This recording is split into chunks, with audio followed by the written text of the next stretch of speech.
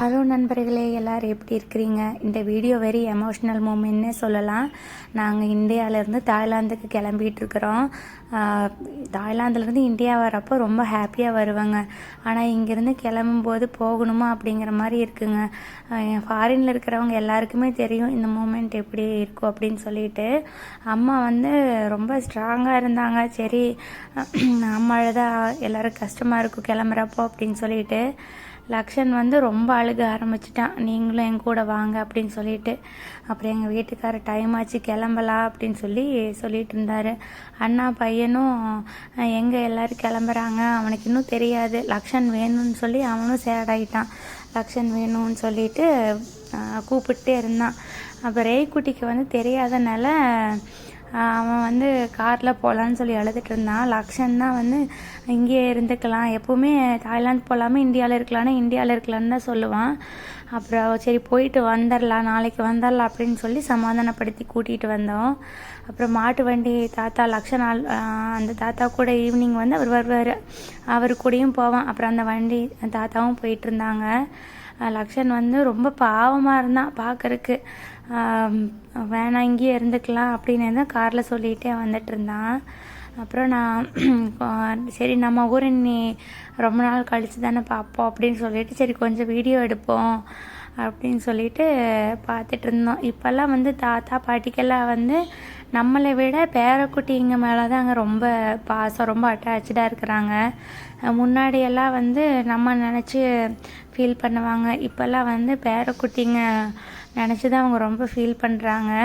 இப்போ நம்மளுமே நமக்கு இங்கே வேலை கரெக்டாக இருக்குது, அந்த பிஸியில் நம்ம ரொம்ப யோசிக்கிறதில்ல.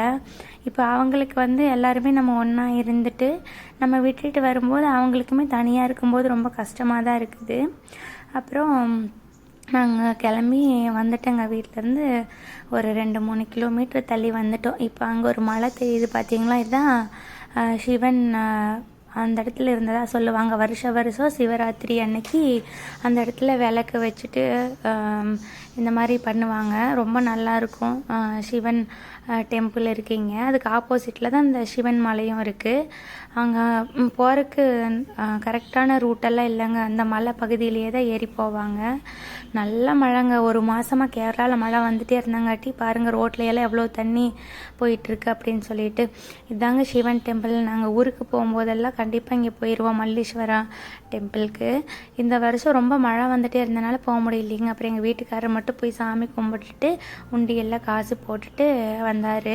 இங்கேருந்து அந்த ஆப்போசிட்டில் தெரியுது பாருங்கள், இதுதான் மல்லீஸ்வரம் முடின்னு சொல்லுவாங்க. இங்கே நல்லா இருக்குங்க. வருஷம் சிவராத்திரி அன்னைக்கு நல்லா ஸ்பெஷலாகவே இருக்குங்க. நிறைய பேர் வருவாங்க. நல்லா அந்த ஊஞ்சல் ராட்டினம் இதெல்லாம் போட்டு நல்லா கிராண்டாக பண்ணுவாங்க. அப்புறம் இங்கே நிறைய குரங்கு இருக்குங்க. இது சைலண்ட் வேலி நேஷ்னல் பார்க்கு.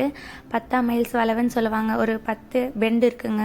இது ரொம்ப டேஞ்சரான ரோடு தான். இப்போ ரோடு ஒரு 2 நாள் பிளாக் பண்ணி வச்சுருந்தாங்க மழைனால. நாங்கள் வர அன்றைக்கி மழை இல்லைங்க. எங்கள் நேரம் என்னமோ அந்த அன்றைக்கி மட்டும்தான் மழை வரல. அதனால் கொஞ்சம் ட்ராவல் பண்ணறதுக்கு ஓகேவாக தான் இருந்துச்சு. இந்த ரோட்டில் நிறைய பெண்டு இருக்கனால வாமிட் வராதவங்களுக்கு கூட வாமிட் வந்துடுங்க, அந்த மாதிரி இருக்கும். நல்லா தண்ணிங்க, ரோட்டில் ஃபுல்லாக தண்ணி வந்துக்கிட்டே தான் இருந்துச்சு. அந்த இடம் நல்லா கூலிங்காக இருக்குங்க. அந்த ரோடை கிராஸ் பண்ண வரைக்குமே அவ்வளோ கூலிங்காக இருக்குங்க இந்த இடத்துல. அப்புறம் இங்கே நல்லா ஃப்ரூட்ஸு இந்த மாதிரி மலை பகுதியில் இருக்கிற பழங்களுமே இருக்கும். அதனால் குரங்கு, ரோடு ஃபுல்லாக குரங்கு இருந்துச்சு. இங்கே நிறைய டூரிஸ்ட்டும் வருவாங்க. இந்த இடத்துல நிறைய பேர் நின்றுட்டு இருந்தாங்க. கார் பார்க் பண்ணுறதுக்கு இடம் இல்லை, இருந்தாலும் ஓரத்தில் சைடில் நிறுத்திட்டு ஃபோட்டோலாம் எடுத்துக்கிட்டு இருந்தாங்க. இங்கே தெரியுது பாருங்கள் ஒரு பெரிய மலை. எப்போவுமே இந்த மலையை பார்த்தாவே தலைவலி வந்துடுங்க, ஏன்னு தெரியல. ரொம்ப ஹைட்டாக இருக்கிறனாலே என்னன்னு தெரியல. இங்கே பாருங்கள் பாறையில் எவ்வளோ தண்ணி வந்துட்டுருக்கு அப்படின்னு சொல்லிட்டு இங்கெல்லாம் குளிச்சுக்கிட்டு கார் நிறுத்திட்டு ஃபோட்டோ எடுத்துக்கிட்டு இருந்தாங்க. இந்த ரோடு கொஞ்சம் டேஞ்சராக இருக்கனால ஸ்லோவாக தான் வர முடியும். அதனால அதனால் எங்களுக்கு இந்த கிராஸ் பண்ணுறக்கே 1 hour கிட்ட ஆயிடுச்சு. இந்த ரோட்லேருந்து கிராஸ் பண்ணி வர்றக்கே. நைட்டு வந்து ஒரு 7 o'clock மேலே யாரும் இந்த ரோட்டில் அதிகமாக ட்ராவல் பண்ண மாட்டாங்க. எமர்ஜென்சியாக போகிறவங்க அந்த மாதிரி மட்டும்தான் ட்ராவல் பண்ணுவாங்க. இந்த ஆற்றுலேயுமே தண்ணி நல்லா போயிட்டு இருந்துச்சுங்க. அப்புறம் இங்கே இந்த சைடு வந்துட்டு இருந்தோம். அவங்க பாருங்கள், இவ்வளோ மழையிலுமே வேலை செஞ்சுக்கிட்டு தான் இருக்காங்க. அந்த தோட்டத்துக்குள்ளே எல்லாமே ரோடு ஃபுல்லாக சேராக இருந்துச்சுங்க. அப்புறம் பசங்க வந்து தூங்கிட்டாங்க. அவங்க ரொம்ப நேரம் லக்ஷன் வந்து அழுதுகிட்டே தான் வந்துட்டு இருந்தான். அவன் டயர்ட்லேயே தூங்கிட்டான். ரோடு வந்து ரொம்ப குட்டி ரோடாக இருந்துச்சுங்க. அதனால் ஒரு 2 வண்டி போகிறக்கே கஷ்டமாக இருந்துச்சு. ரோடு ஃபுல்லாக சேராகவும் இருந்துச்சு. அப்புறம் டிரைவரை நான் வந்து அப்படியே அட்ஜஸ்ட் பண்ணி ஓட்டிகிட்டு வந்தார். அவ்வளோ கூலிங்காக இருந்துச்சுங்க இந்த இடத்த கிராஸ் பண்ணுறக்குள்ளே. அப்புறம் நாங்கள் பைபாஸ் ரோடு வந்து ரீச் பண்ணிட்டோம். இனி வந்து ரோடு நல்லா தான் இருக்கும்.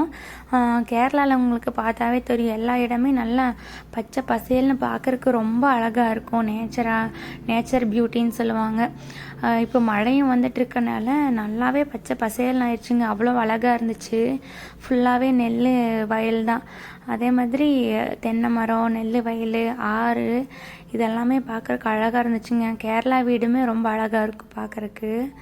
நல்லா இருந்துச்சுங்க பார்க்குறக்கு. அப்புறம் இந்த குகைக்குள்ளே போகும்போது லக்ஷனை நாங்கள் எழுப்பி விட்டுவிட்டு பார்க்குறக்கு வேண்டியே. அவனுக்கு இந்த மாதிரி போகிறது ரொம்ப பிடிக்குங்க. அதனால் எழுப்பி விட்டுட்டோம். இது வந்து ஒரு 2-3 வருஷம் கிட்ட பண்ணாங்கன்னு நினைக்கிறேங்க. எனக்கு கரெக்டாக தெரியல. இந்த குகை டன்னல் பண்ணறதுக்கு ரொம்ப வருஷமே ஆயிடுச்சு. ஏன்னா பாறையிலேயே இந்த மாதிரி பண்ணியிருக்கிறாங்க. அப்புறம் இது கிராஸ் பண்ணிவிட்டு லக்ஷன் வந்து கேட்டுக்கிட்டே இருந்தான், இது என்ன கோஸ்ட் வீடா அந்த மாதிரி. அவனுக்கு இது பிடிக்கிறதுக்காகவே தூங்கிட்டு இருந்தோன்னா நாங்கள் எழுப்பி விட்டுட்டோம்.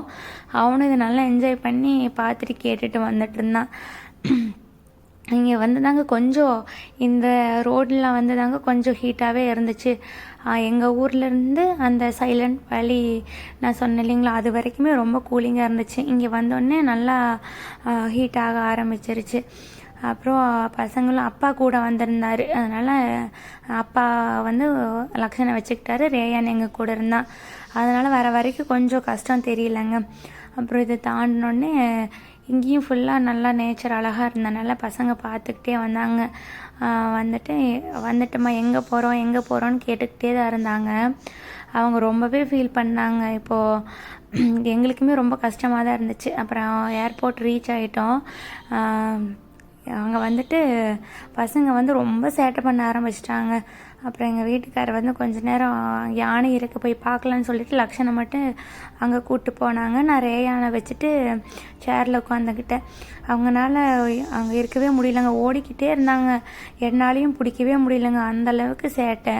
ஏன்னா இப்போ இங்கே ஊருக்கு வந்தோம் அப்படின்னா நிறைய ஸ்பேஸ் இருக்கனால ஓடி விளையாண்டுக்கிட்டே இருப்பாங்க.